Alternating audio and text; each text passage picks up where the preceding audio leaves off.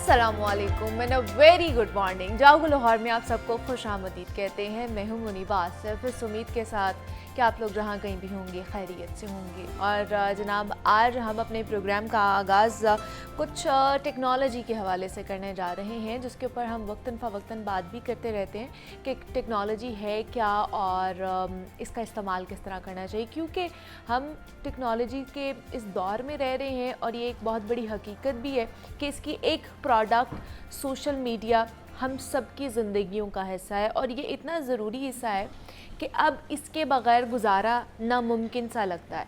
हम इसे आदत बना चुके हैं और यही वजह है कि अब इस बात से इनकार नहीं किया जा सकता कि सोशल मीडिया हमारी लाइफ में बहुत ज़्यादा असरअंदाज होती है। ना सिर्फ हमारी लाइफ में बल्कि हमारे मुल्क की इज़्ज़त और सालमियत को बरकरार रखने में भी इसका एक बहुत ही अहम किरदार है। अब इन हक़ाइक़ के पेश नज़र सबसे अहम बात जो हमें सीखनी चाहिए वो इसका इस्तेमाल है। तो आज मैं इसी मौजू पर बात करूँगी। देखें, हमारा ये बहुत बड़ा मसला है कि हम कोई भी काम करने से पहले सोचते नहीं हैं। चाहे कोई पोस्ट करनी हो, कहीं पर कमेंट करना हो, यहाँ पर फेसबुक इंस्टाग्राम पर कोई भी आपने वीडियो शेयर करनी हो, हम बस बेदहानी में वो शेयर करते चले जाते हैं और ये सब करते हुए हम अक्सर भूल जाते हैं कि जनाब इसका इम्पैक्ट क्या होगा, इसे किस नज़र से देखा जाएगा। और आजकल ज़्यादा बड़ा मसला मनफी ख़बरों का है, फ़ेक न्यूज़ का है। वो चाहे मुल्क के मुतालिक हो, किसी ओहदेदार या किसी इदारे के मुतालिक हो, हम बिना कुछ सोचे समझे उन्हें फैलाना शुरू कर देते हैं और ये समझते ही नहीं है कि जनाब इनसे हमारा जो एक नेगेटिव इम्पैक्ट है वो प्रमोट हो रहा है और इस वजह से मुआशरे में नफ़रत और मायूसी भी बढ़ती जा रही है। दूसरी जानिब आपने देखा होगा कि कितने फ़ेसबुक इंस्टाग्राम के पेजेस ऐसे हैं जहाँ पर हमारे जो हमसाया मुल्क हैं उनकी भी ऑडियंस पाई जाती है। वो लोग भी हमारी चीज़ों के ऊपर, हमारी जितनी भी एक्टिविटीज़ है उसके ऊपर नज़र रखे हुए होते हैं। अगर मुल्क के मुतालिक हम किसी भी किस्म की कोई मनफी बात करेंगे वो हमारे मुल्क का इमेज ख़राब करेगी। इससे किसको नुकसान होगा?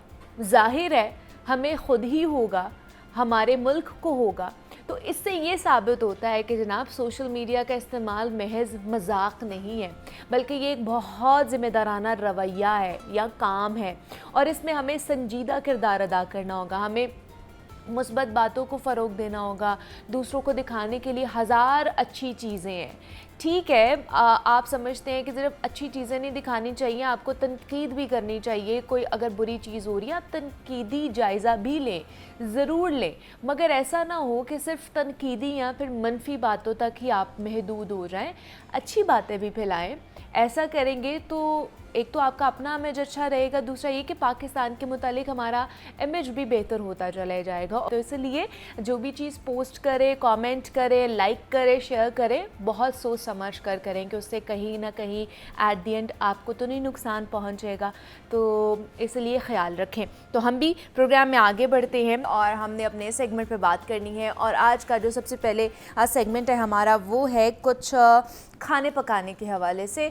तो हम आपको बताते भी हैं कि जनाब आपने खाना पकाना किस तरह घर पे है और कम वक्त में अगर कोई घर पे मेहमान आ जाता है तो आपने उसकी तवाज़ो किस तरह करनी है, लजीज़ और मज़े के खाने किस तरह घर पे बनाने हैं। अगर देखा जाए ना तो बाहर के ममालिक में या यूरोप के अंदर ना एक रिवाज है, वो लोग अपने ख़ास त्योहारों पर और अपने जो इम्पॉर्टेंट डेज़ होते हैं ना उनको मनाने के लिए घरों में ही केक बनाते हैं, जबकि हमारे यहाँ बहुत ही कम ऐसा देखा जाता है कि केक घर पे बनाना लोग जानते हैं। इसीलिए किसी की सालगिरह हो, कोई दूसरा इवेंट हो, हम लोग बाहर से ही ज़्यादा महंगे महंगे केक और पेस्ट्रीज़ जो है ना ख़रीदने पर मजबूर हो जाते हैं। अब मसला ये है कि बाज़ार से ख़रीदने पर ये ना सिर्फ हमें महंगी पड़ती है बल्कि किसी अपने करीबी के लिए जब हम हाथ से ख़ुद कुछ बनाते हैं तो उसमें एक प्यार, उसमें खुलूस शामिल होता है और बाज़ारी केक्स में वो नहीं होता ऑब्वियसली। और शायद इसके पीछे ये ख़याल हो कि जनाब घर पर केक या पेस्ट्री बनाने की ये भी वजह है या ना बनाने की भी वजह है कि शायद ये बहुत महंगा शौक़ है या बहुत महंगा पड़ जाएगा जब हम ये घर में बनाएंगे। तो क्या वाकई ऐसा है कि जब हम घर में केक या पेस्ट्रीज़ या इस तरह की चीज़ें बनाते हैं तो वो हमें महंगा पड़ता है या फिर सस्ता पड़ता है? और दूसरा ये कि हम घर में केक किस तरह बना सकते हैं, उसमें कौन कौन सी चीज़ें इंग्रेडिएंट्स मौजूद होती हैं और वो हमें किचन से ही मिल सकते हैं। तो इस पर बात करने के लिए शेफ़ आयशा हमारे साथ स्टूडियोज़ में मौजूद हैं और उनसे बात करेंगे और उनसे कुछ रेसिपीज़ भी जानेंगे। तो शेफ़ आयशा, आपको वेलकम कहते हैं जागो लाहौर में। कैसी हैं आप? Thank you very much. मैं बिल्कुल ठीक हूँ, आप कैसी हैं? मैं भी बिल्कुल ठीक ठाक। आयशा, जैसे मैंने बात की कि यूरोप या बाहर के ममालिक में हम देखते हैं कि वो लोग मीठा या केक्स, पेस्ट्रीज़, इस तरह की चीज़ें घर में ज़्यादातर बनाते हैं। हमारे यहाँ पे हम थोड़ा सा भी ना झिझकते हैं, जिसको कहते हैं कि शायद घर में उस तरह केक ना बने जिस तरह एक प्रोफेशनल शेफ़ बनाता है या जैसे आप लोग हैं वो बनाएंगे। क्या वजह है इसकी? अच्छा, इसके कुछ फैक्टर्स हैं बेसिकली। एक तो लैक ऑफ नॉलेज है। Baking is a complete science, वो आपको सीखनी पड़ती है। बहुत सारे दफ़ा ऐसे भी होता है कि लोगों को ऑलरेडी देखते देखते आ जाता है। हाँ। बिकॉज अब बेशुमार यूट्यूब चैनल्स हैं and everybody wants to learn that. So उसके लिए एक तो प्रॉपर इक्विपमेंट होना बहुत ज़रूरी है। सेकेंडली इंग्रेडिएंट्स की नॉलेज होना बहुत ज़रूरी है और कुछ इस तरह की टूल्स होते हैं जिनका होना ज़रूरी है। जैसा फॉर एग्जांपल आपके पास इलेक्ट्रिक बीटर हो गया, अच्छा, या मेयरिंग कप हो गया, मेयरिंग स्केल हो गया जिसके अंदर हम स्केल करते हैं। सो ये कुछ चंद चीज़ें जिनकी वजह से ना होने की वजह से लोग जो हैं वो नहीं बना पाते हैं। अच्छा, ठीक है। सबसे पहले लैक ऑफ नॉलेज आ जाता है कि आपको नॉलेज नहीं है। अच्छा, बहुत से लोगों को मैंने देखा है कि जो लोग क्लासेस भी लेते हैं बेकिंग की और 3-4 महीने लेकर क्लासेस अच्छे इदारे से लेते हैं, बट फिर भी उनका वो टेस्ट या उनका वो सही तरह से बना नहीं पा रहे होते केक्स वगैरह। या इसमें अगर डिज़र्ट की बात की जाए तो क्या मतलब मसला कहाँ आता है अगर वो इतनी क्लासेस लेके, ट्रेनिंग लेकर भी अगर वो सही तरीके से बेकिंग नहीं कर पा रहे हैं? तो मुझे ख़ुद भी सिखाते हुए तकरीबन 9 साल से ज़्यादा हो गए हैं। अच्छा। और व्हेन आई टीच तो मेरी कोशिश ये होती है कि मैं जितना प्रैक्टिकल नॉलेज स्टूडेंट्स को दे सकूं। सही। एक तो आपका थ्योरेटिकल नॉलेज है, राइट, वो तो आपने पढ़ लिया। कुछ रूल्स एंड रेगुलेशंस हैं जो बेकिंग में फॉलो होते हैं। When you start doing that you can have some progress. Okay. अब बेकिंग के अंदर काफ़ी फ़र्क है कुकिंग की निस्बत। अच्छा। कुकिंग के अंदर अगर you lack something, for example नमक कम हो गया, उसको चक्कर हमने बीच में ऐड कर दिया। लेकिन बेकिंग इज़ वेरी अनफॉरगिविंग। जब आप उसको स्टेप बाय स्टेप फॉलो नहीं करते उसके प्रोसीजर को, तो वो फिर उसका रिजल्ट में नज़र आ रहा होता है। नंबर 1 रीज़न ये होती है। Number 2 reason is that quality of ingredients नहीं लेते लोग। अच्छा, क्वालिटी ऑफ इंग्रेडिएंट्स लेना बहुत ज़्यादा ज़रूरी है। उसका उतना ही बेहतरीन रिजल्ट आएगा। ऐसा नहीं कि आपने महंगे इंग्रेडिएंट्स खरीदना है, इट डजंट मीन दैट। अब बहुत दफ़ा ऐसा होता है कि हम लोग कोई रेसिपी देख रहे होते हैं, मोस्टली हमें वेस्टर्न कंट्रीज़ की रेसिपीज़ नज़र आ रही होती है, उसके अंदर उन्होंने केक फ्लावर डाला होता है। लेकिन हम एक आम मैदे से भी बहुत ज़बरदस्त केक बना सकते हैं। बिल्कुल। इवन कि मैं खुद एक आम मैदे से केक बनाती हूँ और वो बहुत अच्छे स्टैंडर्ड में बनता है और मुझे लगता है कि वो बेकरी से कई गुना ज़्यादा अच्छा होता है। चले, क्योंकि आज हम ख़ास तौर पे केक्स पर बात कर रहे हैं, तो फिर हमें ऐसी रेसिपी बताएं जो हम घर पे, मतलब हर कोई चाहता है कि हम घर पे केक बना लें, हमें बाहर से ना मंगवाना पड़े। महंगा भी पड़ता है और आपको पता है कि आजकल महंगाई भी बहुत ज़्यादा हुई हुई है। तो ऐसा केक बताएं जिसके इंग्रेडिएंट्स भी हमारे घर में हो या थोड़े बहुत हमें बाहर से ख़रीदने पड़े लेकिन वो हमारी जेब पर भारी ना पड़े।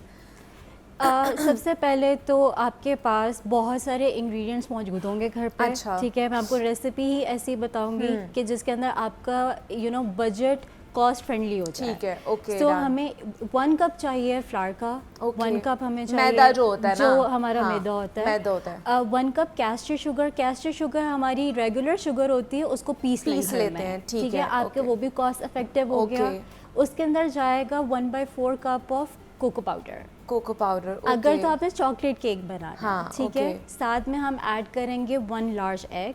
अब अंडों के भी डिफरेंट साइजेस मौजूद हैं। ठीक है, अगर रेगुलर है तो 2 डाल लें। नहीं, आप एक ही डालो लेकिन बड़े साइज का। अच्छा। जैसा फॉर एग्जांपल जो ओमेगा 3 के बॉक्स में आता है, इट्स अ कंसिस्टेंट साइज, अगर आपने देखा होगा। बिल्कुल। सो आपने वो ऐड कर लिया। 1 टीस्पून बेकिंग पाउडर ऐड कर ली, ½ टीस्पून बेकिंग सोडा, साथ में बेकिंग आपको पाउडर एंड बेकिंग सोडा अलग अलग चीज़ें हैं? बिल्कुल अलग अलग है। अच्छा। इनकी इवन की करैक्टरिस्टिक भी बिल्कुल अलग है। Okay. बेकिंग पाउडर जो है वो केक को सॉफ्ट करता है ओके और जो बेकिंग सोडा है वो फुलाता है। इट्स अ बाइकार्बोनेट, ठीक है। okay. ये घर में वैसे भी मौजूद होते हैं हाँ, किसी ना बिल्कुल। किसी पर्पस के लिए। ट्रू। इसके अंदर आपने ऐड किया हाफ कप ऑफ ऑयल। हम Oil. बटर के साथ नहीं बना रहे। ठीक है। अगेन ऑयल सबके घर में मौजूद होता है, जी, कुकिंग हाँ ऑयल, जी। And it's very cost effective. ठीक है। केक आपका हद से ज़्यादा सॉफ्ट बनेगा, मॉइस्ट बनेगा, मोर देन बेकरीज। और ये अच्छा। ज़्यादा लंबे अरसे के लिए आपके रेफ्रिजरेटर में भी रह सकता है। ओह वाह। इसी के अंदर हम ऐड करेंगे 1/2 कप ऑफ मिल्क। ओके। और साथ में अगर आपको बहुत चॉकलेटी चाहिए तो you can add 1/2 cup of coffee. अच्छा, Coffee कोको and पाउडर भी chocolate, डालना है और हाँ। कॉफ़ी भी डालना है, ठीक है। कॉफ़ी डाल लीजिए। If you are not a coffee person you can add simple hot water, ठीक है, है। okay. Because coffee and chocolate goes hand in hand. They you know दोनों एक दूसरे का टेस्ट बढ़ाते हैं। ठीक है, सो ठीक है। This is a very basic simple recipe of a chocolate cake. तो इसको फिर मतलब किस तरह बेक करना है, कितनी देर के लिए बेक करना जो है? आपके ड्राई इंग्रेडिएंट्स होंगे हाँ। उनको आपने एक साथ रखना है, और जो वेट होंगे आपने उनको एक साथ पहले अच्छे से हैंड ब्लेंडर्स के साथ आप कर लीजिए। है, okay। उसके अंदर हमने ऐड कर दिया ड्राई इंग्रेडिएंट्स को, उसको अच्छे से मिक्स कर लीजिएगा। मेक श्योर कि उसके अंदर कोई लम्प्स नहीं बन रहे। 180 डिग्री सेल्सियस के ऊपर आपने अपना ओवन प्री हीट करना है फॉर अच्छा। About 5 to 10 minutes. ओके। आपने मोल्ड के अंदर डाला and then you just you know add inside the oven, और आपका cake within 25 to 30 minutes तैयार हो जाएगा। ठीक है। और ये एक बड़े साइज का केक बनेगा। ओके, और ये आप आराम से कोई 4-5 दिन भी खा सकते हैं अपने बिल्कुल फ्रिज खा में रख कर सकते हैं। स्टोर करके। ओह, बिल्कुल वाह। खा सकते हैं। तो ये आज का हमारा सेगमेंट था, केक्स बनाना। हमने आपको सिखाया है कि घर पे इजीली आप किस तरह केक बना सकते हैं और आराम से पॉकेट फ्रेंडली भी आपके लिए। तो शेफ़ आयशा हमारे साथ मौजूद थी। Chef Ayesha, thank you so much for coming here. और जनाब, अक्टूबर के दूसरे हफ्ते में दुनिया भर के अंदर ब्रेस्ट कैंसर से आगाही का हफ्ता मनाया जाता है और बहुत से केसेस में छाती का सरतान ख़वातीन को खामोशी से लाहक हो जाता है और यूँ औरतें संगीन ख़तरात से दो चार होती हैं। और दुनिया के तरक्की याफ्ता ममालिक में सर फहरिस्त अमेरिका के अंदर भी हर 8 में से 1 औरत को ये मसला हो सकता है। और अगर पाकिस्तान में देखा जाए तो इस मर्ज़ को अब ट्रीट करने के लिए मुख्तलिफ़ इक़दाम किए जा रहे हैं। तो ब्रेस्ट कैंसर की अगर आगाज़ में ही तशख़ीस हो जाए तो इससे औरतों की जान बच सकती है। ब्रेस्ट कैंसर औरतों के साथ साथ मर्दों को भी होता है, इसीलिए ब्रेस्ट कैंसर के मुतालिक जितने भी गलत अकायद पाए जाते हैं ना, उनको ख़त्म होना चाहिए। तो आज हम उसी पर बात करेंगे कि किस तरह इसको ट्रीट किया जाना चाहिए, ट्रीटमेंट्स इसके किस तरह के एडवांस आ चुके हैं और क्या जो इसमें रेशो कह लें कि लाइफ की रेशो कितनी बचती है। तो इस पर हमने बात करनी है। इस पर बात करने के लिए हमारे साथ डॉक्टर सुंबल अफजल मौजूद हैं जो कि गायनोकोलॉजिस्ट हैं, और उसके साथ साथ डाइट के हवाले से कि अगर कोई ब्रेस्ट कैंसर में मुब्तला हो जाता है तो उसको किस तरह की डाइट लेनी चाहिए। तो इस पर बात करने के लिए अबीरा सलीम हमारे साथ क्लिनिकल न्यूट्रिशनिस्ट मौजूद हैं। अबीरा, आपको भी वेलकम कहते हैं, डॉक्टर सुंबल आपको भी वेलकम कहते हैं जागो लाहौर में। कैसी हैं आप दोनों? ठीक है, अल्हम्दुलिल्लाह। आप कैसी हैं? मैं भी बिल्कुल ठीक ठाक। डॉक्टर सुंबल, आप इसे स्टार्ट करूँगी। ब्रेस्ट कैंसर के हवाले से ये अवेयरनेस वीक मनाया जा रहा है, बहुत इंपॉर्टेंट है बिकॉज़ मेरे ख्याल से कि इसकी ख़ास तौर पर रेशो भी बढ़ती जा रही है बाकी कैंसर्स के साथ साथ। तो तशख़ीस किस तरह की जा सकती है? ये तो हमें पता है कि ब्रेस्ट कैंसर होता क्या है, तशख़ीस पे बहुत ज़्यादा हमें जो है ना वो एम्फसाइज़ करना चाहिए, फोकस करना चाहिए।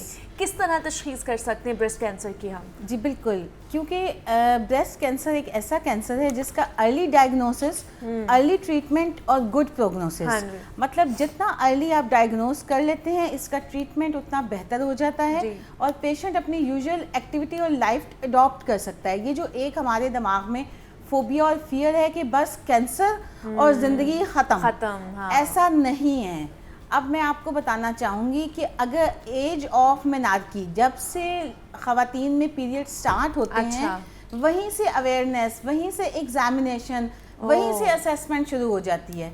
अगर आप अपनी बॉडी का ख्याल रखते हैं, अवेयरनेस रखते हैं, अपनी डाइट बेहतर रखते हैं, चेकअप रखते हैं। चेकअप देखें, सबसे पहली बात है कि अगर आपको अवेयरनेस है तभी आप डॉक्टर तक जा सकते हैं। और यंग लड़कियों में आजकल जो मेरी ओपीडी में देखने में आ रहा है, सबसे कॉमन बिनाइन ट्यूमर है जिसको हम फाइब्रोएडिनोमा कहते हैं। अच्छा। ऑल्दो ये एक ऐसा ट्यूमर है, मतलब ऐसी ग्रोथ, ऐसी गिल्टी जिसमें बच्चियां शाय हो जाती हैं और माएँ कहती हैं ऐसा तो होता था, बच्चे की ग्रोथ हो रही है, इस वजह से आपको पेन होती है, आपको महसूस हो रहा है, ये नॉर्मल है। मेरे पास जब बच्चियां आती हैं तो वो गिल्टियां काफ़ी भर चुकी होती हैं। इसमें मैं माओ को ये मैसेज देना चाहूँगी, क्या it's leads toward cancer as well? No, it's a benign, मतलब ये 99% प्रॉब्लमेटिक कैंसर नहीं है, बट ये आपकी ब्रेस्ट की टेक्सचर, उसकी शेप को खराब करता है। अगर इसमें इन्फ्लेमेशन मतलब सोजिश होती है, इसके साइज बढ़ता है, तो ऑब्वियसली ये सारा हेल्थ रिलेटेड इशू है। यंग बच्चों में आप ये वाली सिम्टम्स को टॉलरेट नहीं कर सकते। क्या वजह है कि यंग बच्चों में ये चीज़ आ रही है? सबसे बड़ा मसला हमारी डाइट लाइफस्टाइल का है। जैसे जंक फूड हम बहुत ज़्यादा लेते हैं, सारा प्रोसेस फूड है, और घर का हर फर्द अगर बैठा हुआ है तो वो मोबाइल पे बैठा हुआ है, किसी से कोई राब्ता नहीं है, कोई फिजिकल एक्टिविटी नहीं है, हेल्दी लाइफस्टाइल नहीं है।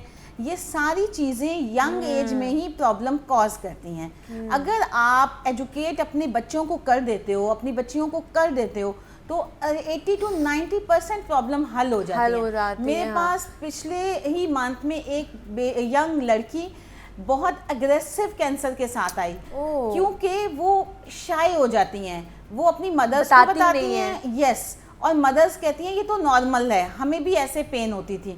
मगर वो चीज़ें इतनी बढ़ गई उस बच्ची के लिए कि एंड पे हमें उसकी ब्रेस्ट की सर्जरी करनी पड़ी, और 18 ईयर में हमें उसकी ब्रेस्ट रिमूव करनी पड़ी। 18 years? Yes. Oh my God. Yes, इसलिए इट्स वेरी इंपॉर्टेंट, क्योंकि ये वो कैंसर है जिसमें हम, अब जिसका मैं बात कर रही थी ट्यूमर की, बिनाइन की, मगर 60 to 70% में अगर ये बिनाइन है तो 20 to 25% में ये कैंसर भी हो सकता है। उसको डिफरेंशिएट करना है, उसमें हमने फ़र्क महसूस करना है कि आपको डॉक्टर पे कब जाना है, कितनी जल्दी जाना है, कितनी जल्दी इसकी तशख़ीस हो। और यही जिस केस की डॉक्टर साहिबा बात कर रही हैं, यही अगर उन्हें अवेयरनेस होती, अगर वो अपनी माँ के साथ शेयर कर लेती या माँ को अच्छे तरीके से अवेयरनेस होती उस चीज़ के बारे में, तो 18 साल की उम्र में वो ऑपरेट ना होता। सारी जिंदगी के लिए आप कहीं ना कहीं एक कह लें कि रिग्रेट में चले जाते हैं, रिग्रेट में, और इसकी रिकरेंस है। हाँ, मतलब अगर इतनी यंग एज में आपको दोबारा से क्या हो सकता है। तो इसके लिए ये जो वीक है, मेरे ख्याल से सिर्फ वीक नहीं, पूरा साल ही इसके ऊपर बात करनी चाहिए। जितना ज़्यादा अवेयरनेस पहुंचाएंगे लोगों में, उतना ज़्यादा इसको आम किया जाएगा कि लोग इसकी ट्रीटमेंट की तरफ जाएं।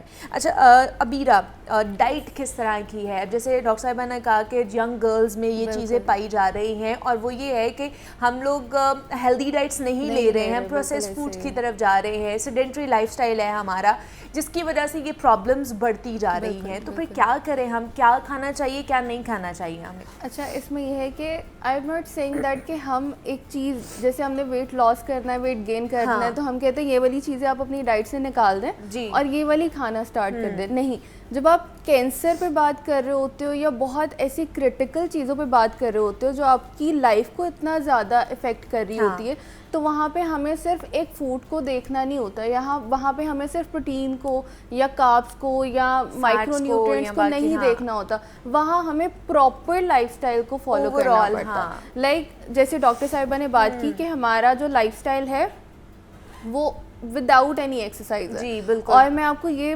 बता दूं कि हमारे जितने भी कैंसर सेल्स होते हैं, they don't want any oxygen. अच्छा, ठीक है, उनको ऑक्सीजन नहीं चाहिए होती। लाइक जो हमारा कैंसर सेल है, जब वो ख़राब होना स्टार्ट होता है, तो जिस तरह भी कोई भी कम्युनिटी है तो वो अपनी कम्युनिटी के लोग ढूंढ ही लेती है कहीं से।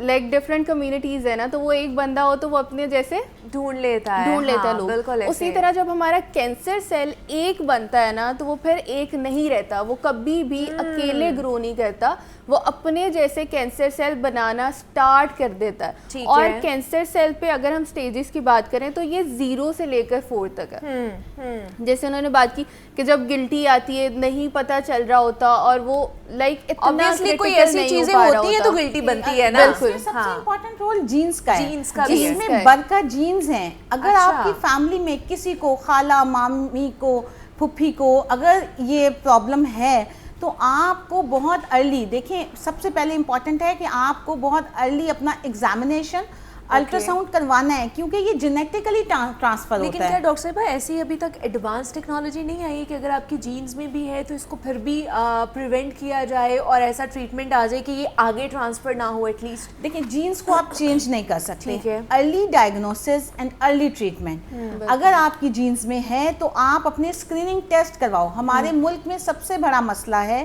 कि हम स्क्रीनिंग को इम्पोर्टेंस नहीं देते हैं। हाँ। अब हम एक मंथ एक डे मना लेते हैं और उसके बाद ख़त्म।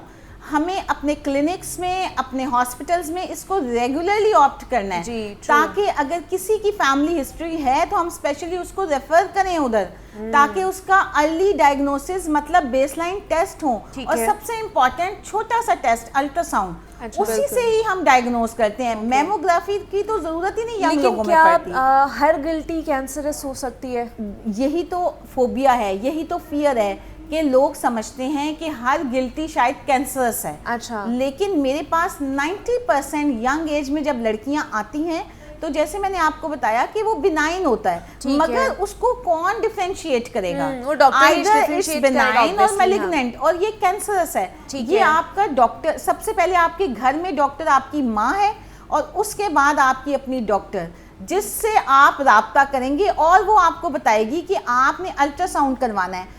उसके बाद मेमोग्राफी, ये दोनों बड़े इजी सिंपल टेस्ट हैं जिससे आप सेफ हो सकते हो। और जेनेटिक्स को हम बदल नहीं सकते, जस्ट फोकस कर सकते हैं, अवेयरनेस दे सकते हैं, एग्जामिनेशन करवा सकते हैं। इसके अलावा हमारे पास पाकिस्तान में फिलहाल डायग्नोसिस नहीं है। अच्छा, दूसरा डायग्नोज हो जाता है, ब्रेस्ट कैंसर निकल आता है, जैसे आपने कहा कि ऑपरेट कर दिया जाता है, छाती का ऑपरेशन हो जाता है, एक साइड को रिमूव कर दिया जाता है, क्या ये रीअकरेंस हो के दूसरी साइड पे भी आ जाता है? सबसे बड़ा मसला ही यही है कि ब्रेस्ट कैंसर में early diagnosis, early treatment, good prognosis, मतलब रिजल्ट बहुत अच्छे हैं। मगर हमारे मुल्क में सबसे बड़ा मसला आता है कि हम चीज़ों को भूल जाते हैं। हाँ। सिर्फ खाना एक ऐसी चीज़ है कि जिसमें आप नहीं भूलते, अदरवाइज अपनी हेल्थ से रिलेटेड हर चीज़ भूल जाते हैं। इसका फॉलो अप बहुत ज़रूरी है।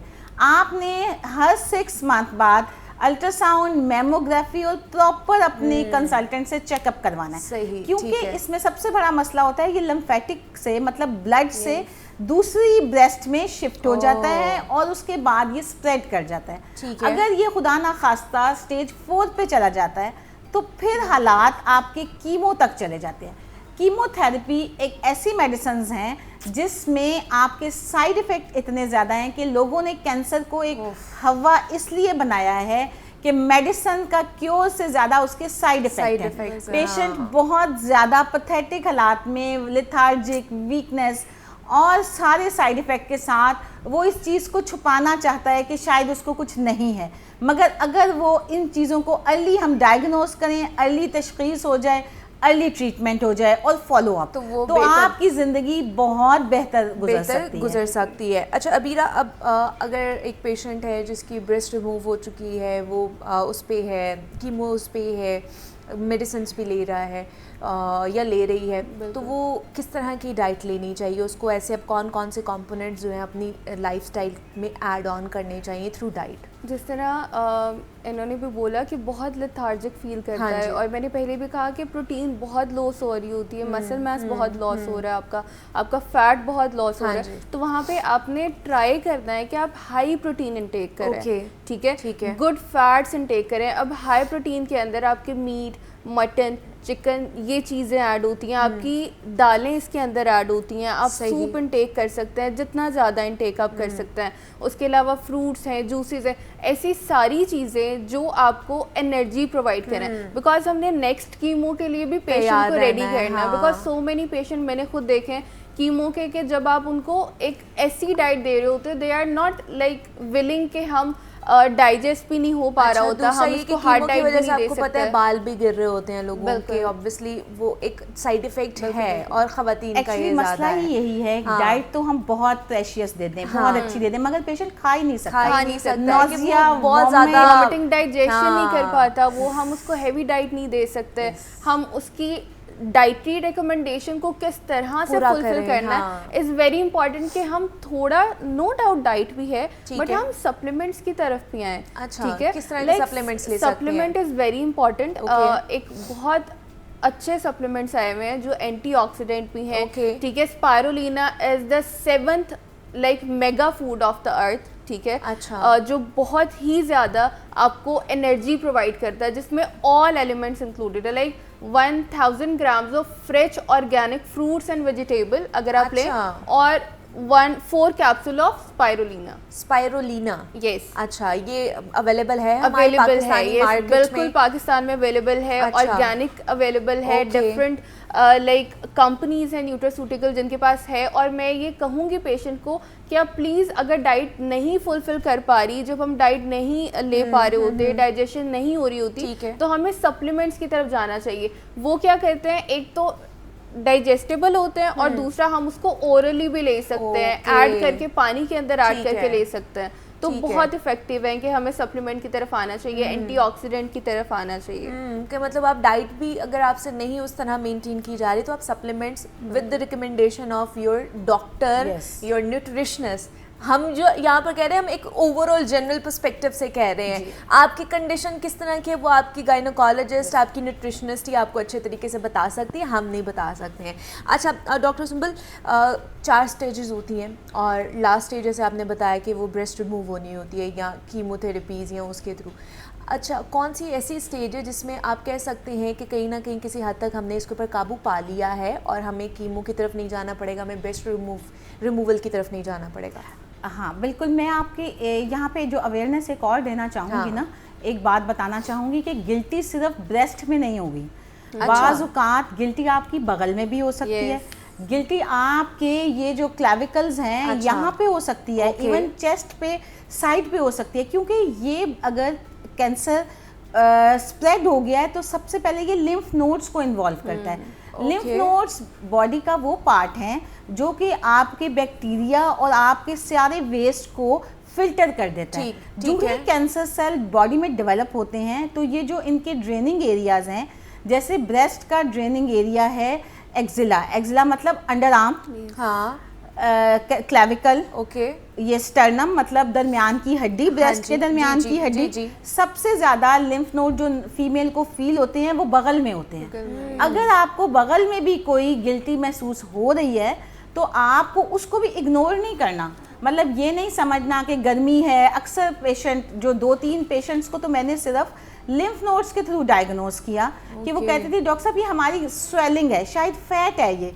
जैसे कुछ ओबीज लोगों में लगता है कि अंडर आर्म में आपको फैट नोड्यूल्स बन गए हैं, फैट बन गए हैं, वो फैट के नीचे उसके लिम्फ नोड्स भी होते हैं। और अगर जिनकी फैमिली हिस्ट्री में कैंसर नहीं और अगर उन्हें भी गिल्टी हो जाए तब भी उन्हें बिल्कुल कॉशियस होना चाहिए और सबसे पहले एग्जामिन करना। जैसे शुरू से ही हम ये एक बात बता रहे हैं कि स्टेज जितनी अर्ली स्टेज होगी, जितना अर्ली तशखीस होगी, उतना बेहतर इलाज हो सकता है, क्योंकि ये सारा डिपेंड करता है स्टेजिंग पे, और स्टेजिंग डिपेंड करती है कि आपने कितनी जल्दी डायग्नोज करवाया है। इवन सिर्फ सर्जरी स्टेज 1 में हम इसको क्योर कर सकते हैं। मैं आपको यही बताना चाह रही हूँ कि इसको फियर फोबिया ना बनाएं, आप इसको 100% रिकवर कर सकते हैं। आपने कहा है स्टेज 1 में हम इसको क्योर कर सकते हैं, 100% अगर क्योर हो भी जाए तो क्या ये इसका रीअकरेंस के चांसेस हैं? फिर भी रीअकरेंस तो हर कैंसर में है। कितने साल बाद हो सकते हैं? साल का तो बात ही नहीं है, इवन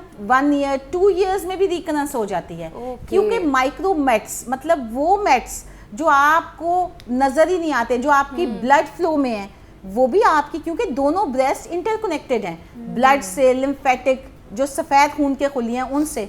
अगर खुदा ना खास्ता हमने एक तरफ की सर्जरी कर दी और आपने फॉलो अप नहीं किया, कोई सर्जरी में थोड़े बहुत भी पीस रह गया तो वो डेफिनेटली ब्लड के थ्रू दूसरी ब्रेस्ट में स्प्रेड हो सकता है। इसलिए सबसे इम्पोर्टेंट है फॉलो अप। आप खाना भी नहीं छोड़ सकते, आप फॉलो अप भी नहीं छोड़ सकते हैं। वरना लोग इसके बाद जब हम ब्रेस्ट रिमूव कर देते हैं तो हम कॉस्मेटिकली इम्प्लांट करते हैं और अगले आपको पता भी नहीं चलता कि इसको ब्रेस्ट कैंसर था। मगर जो लोग एजुकेटेड हो चुके हैं, जो इन चीज़ों को समझते हैं, वो बहुत कम है। हम लोग में सबसे प्रॉब्लम ज़्यादा आता है कि हम पहले अपने घर वालों को ही चीजें सही तरह से एक्सप्रेस नहीं करते। घर वाले कहते हैं कि नहीं, किसी ये को नॉर्मल है, बताना नॉर्मल। ये अगर किसी को पता चल गया, अभी भी टैबू है कि किसी को ब्रेस्ट कैंसर हो गया, अभी भी ये टैबू समझा जाता है। बिल्कुल, एग्जैक्टली, कि ये अगर ब्रेस्ट कैंसर है तो तुम्हारी तो ब्रेस्ट रिमूव हो जाएगी, तुम तो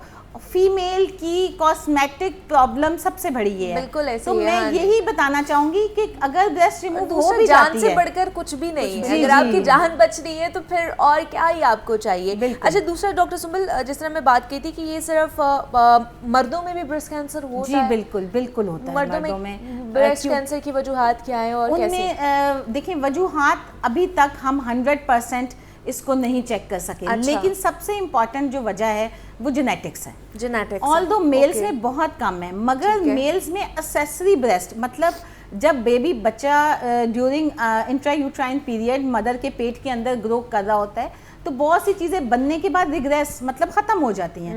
मगर कुछ मेल्स में, फीमेल्स में तो ब्रेस्ट प्रॉपरली डेवलप होती है, मगर मेल्स में ब्रेस्ट रिग्रेस हो जाती है। मगर अगर कोई उसका एक्सेसरी पार्ट रह जाता है तो उनमें भी चांसेस हैं कि ब्रेस्ट ट्यूमर या ब्रेस्ट कैंसर हो सकता है। और उसमें भी आपको चेक करना है, आपको अपना एग्जाम, मतलब उनकी भी गिल्टियां बनेंगी अगर ब्रेस्ट कैंसर मर्दों में भी होता है तो? बिल्कुल 100%। ठीक है, तो इसलिए आप लोगों ने भी चेक करना है कि अगर आपकी भी कोई गलतियां लग रही हैं तो वो भी कैंसरस हो सकती है। साइज चेंज हो रहा है, गिल्टियों से पहले तो आपको अपना एग्जामिन करें कि उसके साइज चेंज हो रहा है, शेप चेंज हो रही है, कोई एबनॉर्मेलिटी नजर आ रही है। तो ये सारी चीज़ें उनके लिए भी हैं कि उन्होंने किस तरह अपना ख्याल रखना है। अबीरा सलीम, डॉक्टर सुंबल अफजल हमारे साथ मौजूद थी। आप दोनों का बहुत शुक्रिया, thank you so much for coming here. Breast cancer के हवाले से हम बात कर रहे थे, इसकी तशखीस किस तरह करनी है, इसका इलाज मुआलजा क्या हो सकता है। तो यहाँ पर एक छोटी सी ब्रेक लेनी है, मैंने मिलती हूँ इस ब्रेक के बाद।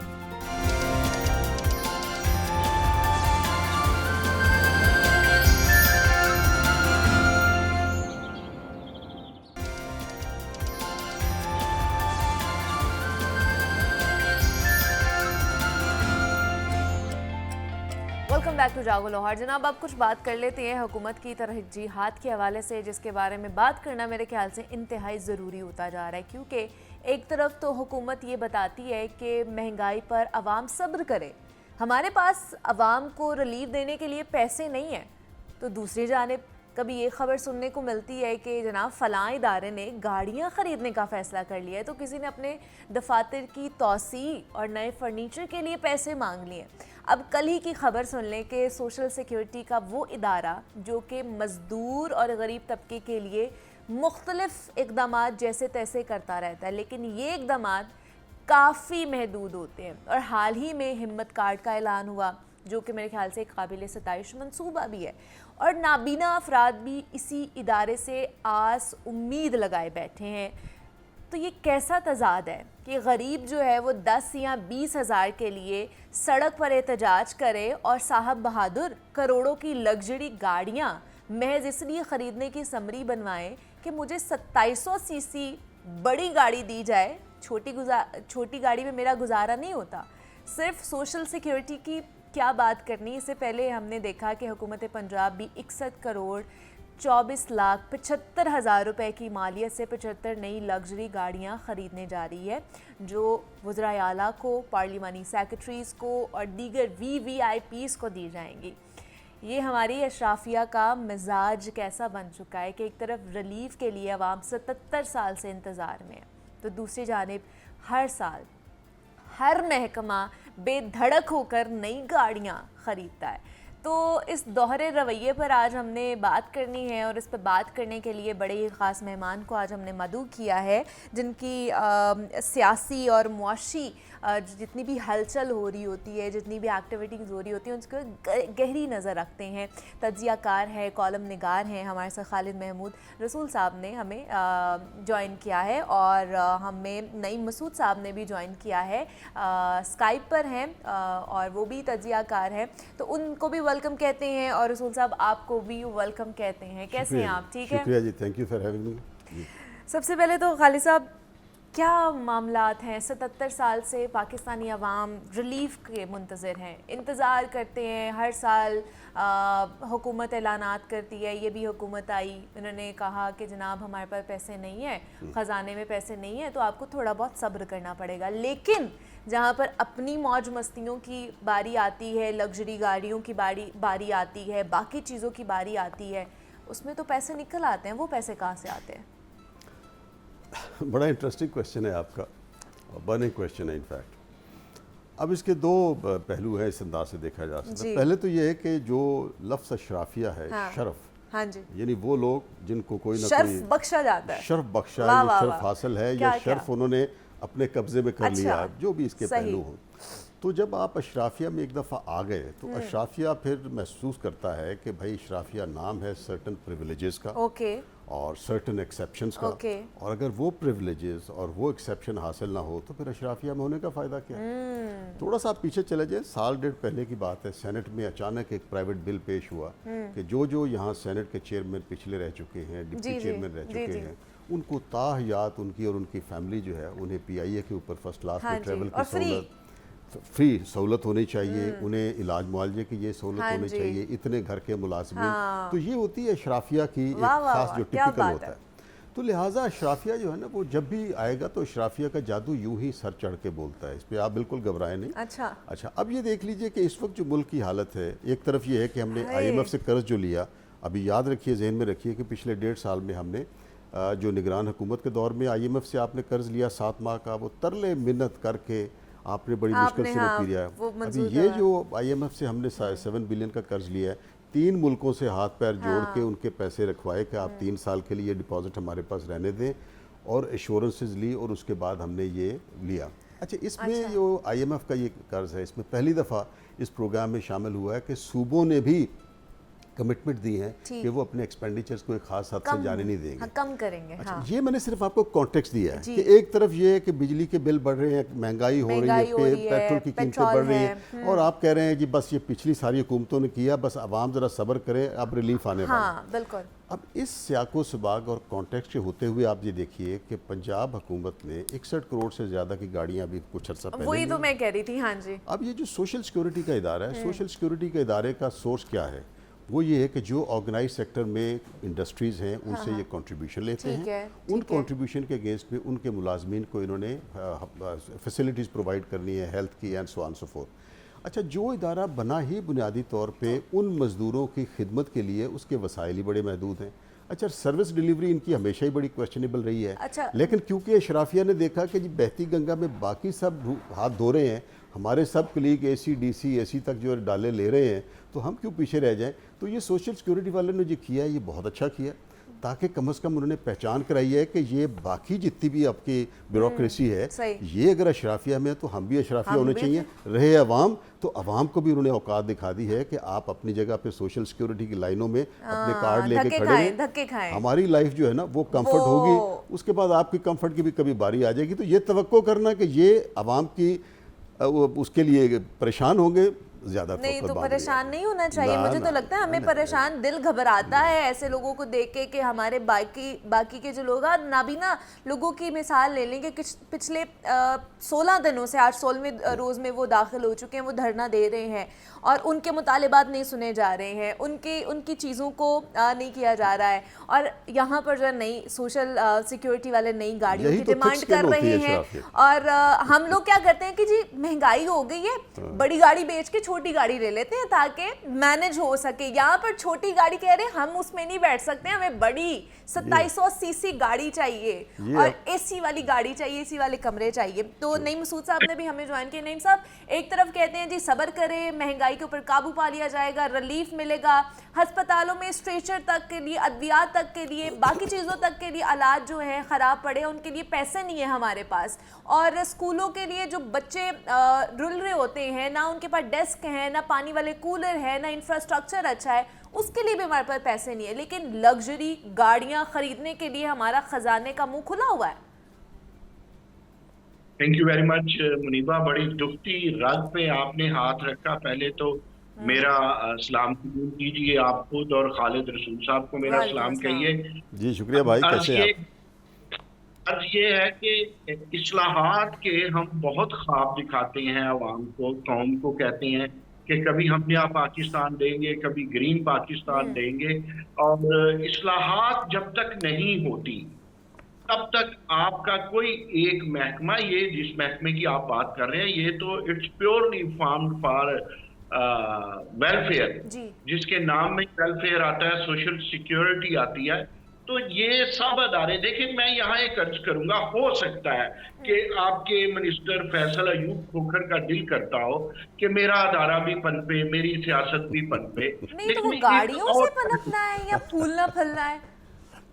यही मैं अर्ज करता हूँ ना, जब आप देखते हैं ना कि दूसरी तरफ जो इसकी गवर्निंग बॉडी है, इसमें मुनीबा 4 सेक्रेटरीज है, सेक्रेटरी लेबर है, सेक्रेटरी फाइनेंस है, इंडस्ट्री का सेक्रेटरी है और स्पेशलाइज्ड हेल्थ का सेक्रेटरी है। इट मींस एक सियासतदान है ऊपर बैठा हुआ, उसके नीचे एक कमिश्नर है और कमिश्नर के नीचे ये 4 सेक्रेटरीज मैंने आपको बताए हैं।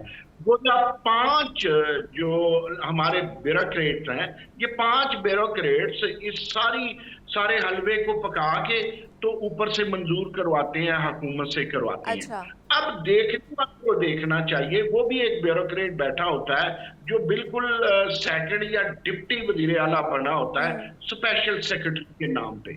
तो अब ये मैंने आपको आधी दर्जन ब्यूरोक्रेट्स बताए, टेक्निकल बात कर रहा हूँ, इनसे साफ करा के और मिनिस्टर की अंडरस्टैंडिंग से ये सारा कुछ होता है। लेकिन जो बातें अभी मेरे भाई ने की कि भाई IMF के हम मकरूज हैं, हम हमारे खत अफलास से नीचे जो लोग हैं वो मोर देन 50% है, पेंशन आपकी बड़ी थोड़ी है, नबीनाओं की आपने बात की मुनीबा कि उनको कोई पूछता ही नहीं है, तो जो सिक्योरिटी शहरी को देनी है उसका तो इन 6 ब्यूरोक्रेट्स और मिनिस्टर साहब ने कोई ख्याल नहीं रखा। अच्छा चले, वजीरे जो आला हैं मैडम मरियम नवाज, उन्हें इस चीज को देखना चाहिए कि ये एक तरह की जो अभी बात की ना अशराफिया की, अब अशराफिया और बदमाशिया में फर्क करना बड़ा मुश्किल काम हो गया। अच्छा, हमें पता नहीं, ये नया वर्ड आपने यूज किया, बदमाशिया। अशराफिया तो सुना, आपने बदमाशिया भी ले आए हैं। नहीं, ये इसी का हिस्सा है, इसी का जो तीखा हिस्सा है ना अशराफिया का, वो बदमाशिया है। हम कहाँ जाए? चले नईम साहब, आपकी तरफ मैं आती हूँ। हमारे रिपोर्टर है आतिफ परवेज साहब जिनकी ये स्टोरी है, उनसे मजीद इसके बारे में डिटेल्स ले लेते हैं। आतिफ, आपको वेलकम कहते हैं जागो लाहौर में। आतिफ, एक तरफ हम देख रहे हैं कि जो हमारे नाबीना लोग हैं, अफराद हैं, वो सड़कों पर पिछले 16 दिनों से एहतजाज कर रहे हैं अपने मुतालिबात के हक़ में, जो वो बैठे हुए हैं सड़कों पर धूल खा रहे हैं। और दूसरी तरफ वो इदारा जो इनके लिए ख़ास तौर पर बनाया गया है वो लग्जरी गाड़ियों की डिमांड कर रहा है। वो कह रहा है कि जनाब हमसे छोटी गाड़ियों में नहीं बैठा जाता, हमें 2700 सीसी बड़ी गाड़ी चाहिए। तो कब तक मिल जाएंगी वैसे इन्हें ये गाड़ियाँ?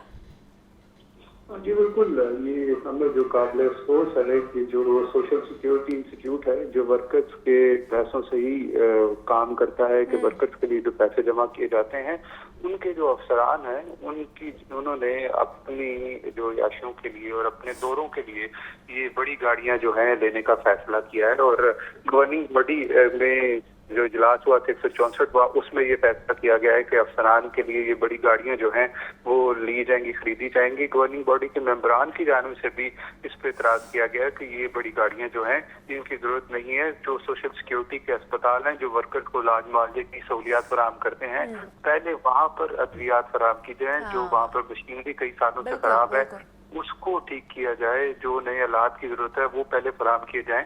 गाड़ियां जो है बाद में खरीदी जाएंगी, लेकिन फिर भी ये जो बड़ी गाड़ियां 100 मिलियन से खरीदने का फैसला किया गया है, जिसमें जो लग्जरी गाड़ियां जो हैं वो भी शामिल हैं। 2700 सीसी गाड़ियां जो दौरों के लिए खरीदने का फैसला किया गया है। इस पे वर्कर्स की जानिब से, गवर्निंग बॉडी की जानिब से जो हैरत का इजहार किया गया है कि जो वर्कर्स के पैसे हैं जो अस्पतालों पे लगने चाहिए, जो वर्कर्स की फलाह पर खर्च होने चाहिए, वो अफसरान ने अपने दौरों के लिए गाड़ियों पर खर्च करना शुरू कर दिए हैं। इसमें मजमूई तौर पर 15 गाड़ियां जो खरीदी जा रही हैं। माशाल्लाह जी, अब तो दौरों के लिए भी नई गाड़ियां, वो जिसके बारे में हम बात कर रहे हैं। बहुत शुक्रिया आतिफ तरफ कि आपने हमें डिटेल में बताया। एक कॉलर है जिन्होंने बात करनी है, कुछ सवालात हैं, आवाम के सवालात हैं जो हम अपने प्लेटफॉर्म के थ्रू आप तक पहुंचाते हैं। तो मोहम्मद उसामा है जिन्होंने हमें लाहौर से ज्वाइन किया है, वो बात करना चाह रहे हैं।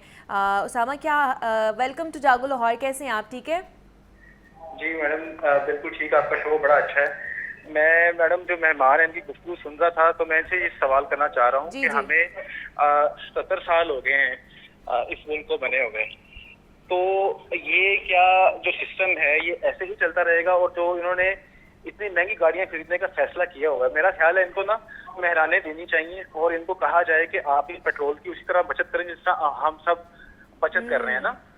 हमें जो है ना इस हवाले से बड़ी तकलीफ होती है जब हम इस तरह की खबरें देखते हैं कि जी इन्होंने अपने जो दरबारी रखे हुए हैं, इन्होंने अपने जो मुलाजिम रखे हुए हैं, जो पार्लिमानी सेक्रेटरीज हैं, इन्होंने इनके पीछे पीछे सिर्फ फर्शी सलाम ठोकना है इन लोगों को, और उस वजह से ये जो ना सिर्फ ये इतनी महंगी गाड़ियां खरीद रहे हैं। तो क्या अवाम के लिए कुछ है इनके पास या नहीं है? मेरा ख्याल है ये शायद शहबाज शरीफ साहब ने जो अभी 2 दिन पहले ये इन्होंने एक फैसला किया है ना कुछ दिन पहले कि जी बड़ी महंगाई के जो है ना वो कम हुई है, तो शायद इस वजह से हुकूमत ने जो फैसला किया, उनकी भतीजी ने भी फैसला कर लिया है कि अब जो है ना महंगी गाड़ियाँ खरीदेंगे। मेरे से चले आपका सवाल आ गया है उसामा, बहुत शुक्रिया कि आपने ये बड़ा इम्पोर्टेंट सवाल है। उन्होंने कहा मेहराने देनी चाहिए इन लोगों को कि जिस तरह की महंगाई बढ़ती जा रही है, 2700 सीसी की बड़ी गाड़ियाँ तो बनती नहीं है इनकी। इजाज़त दे सवाल की। पहली तो ये है कि जो उसामा का सवाल है उसके ऊपर वो ये कि कौन मरना जाए सादगी पे। हाँ। हमारे एक वज़ीर आज़म हुआ करते थे, उनका नाम था मोहम्मद खान जुनेजो। वो भी उसामा जैसे जज्बे के साथ आए थे कि जनाब ये तमाम जो जर्नल्स हैं और सेक्रेटरीज़ हैं इनको 8 सीसी गाड़ी देंगे, 800 सीसी गाड़ी देंगे। ये बात है 1988 या 87 की। उसके बाद फिर उस वज़ीर आज़म का ना निशान रहा, ना लोगों को वो याद रहा। बात यह कि ये ख्वाहिशें बड़ी अच्छी होती हैं, ठीक है ना, बात वही हम जो पहले कर रहे थे।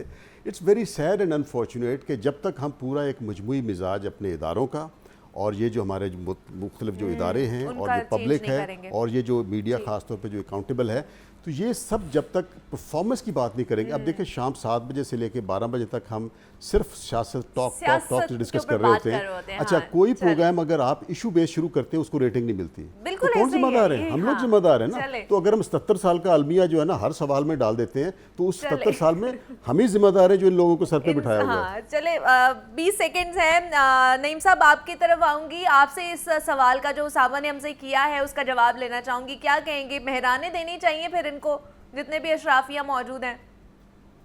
नहीं, देखिए बात ये है कि मेहराने देने या ना देने की बात नहीं है। ये सोचना चाहिए कि हम सफेद हाथी ना पालें। एक तरफ आप प्राइवेट सेक्टर देखें, वो समझते हैं जब इदारे में गाड़ी देनी हो ना, गोया एक और सब डिवीजन या एक और सब डिपार्टमेंट खुल गया।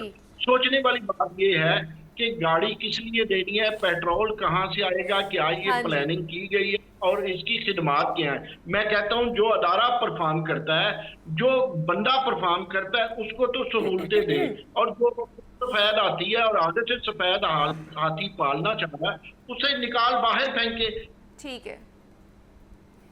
ठीक है जी। नईम मसूद साहब हमारे साथ मौजूद से तजियाकार हैं। खालिद महमूद रसूल साहब ने भी हमें स्टूडियो में ज्वाइन किया था। सर आपका भी बहुत शुक्रिया कि आप भी यहाँ पर आए। और एट दी एंड यही कहूँगी कि जनाब होश के नाखून लेने चाहिए। एक तरफ गरीब आवाम रुलती जा रही है, महंगाई के बोझ में दबती जा रही है, और दूसरी तरफ हमारे अशराफिया जो हैं उनकी मौज मस्तियाँ ही ख़त्म नहीं हो रही हैं। तो इसके ऊपर थोड़ा सा गौर व फिक्र ज़रूर करें। यहाँ पर ब्रेक लेते हैं, मिलते हैं इस ब्रेक के बाद।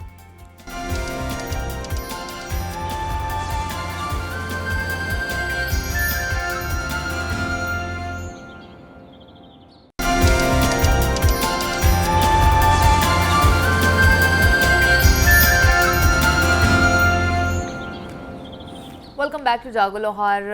और जनाब दुनिया भर की तकरीबन 50% जो आबादी है वो ख़वातीन पर मुश्तमिल है, जबकि 2023 में हुई मरदमशुमारी की बात की जाए तो उसके मुताबिक पाकिस्तान की 48.5% आबादी जो है वो ख़वातीन पर मुश्तमिल है।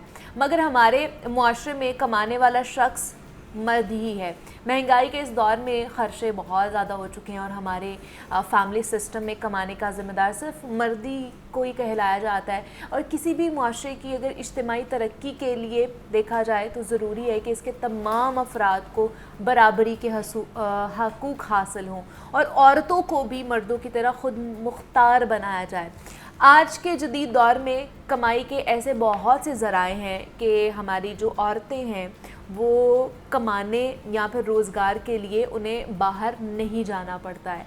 वैसे तो ख़वातीन बेशुमार इदारों में काम कर रही हैं, लेकिन एंटरप्रेन्योरशिप या फिर डिजिटल स्टार्टअप्स को मद्देनज़र रखते हुए पंजाब इंफॉर्मेशन टेक्नोलॉजी बोर्ड ने ख़वातीन के लिए बहुत से ऑनलाइन कोर्सेज़ मुतारिफ़ कराए हैं, जिनसे औरत घर बैठे अच्छा खासा कमा सकती है और माशरे की इज्तिमाई तरक्की के लिए एक जो बहुत खूबसूरत कदम है जिसको बहरहाल सराहा ही जाना चाहिए।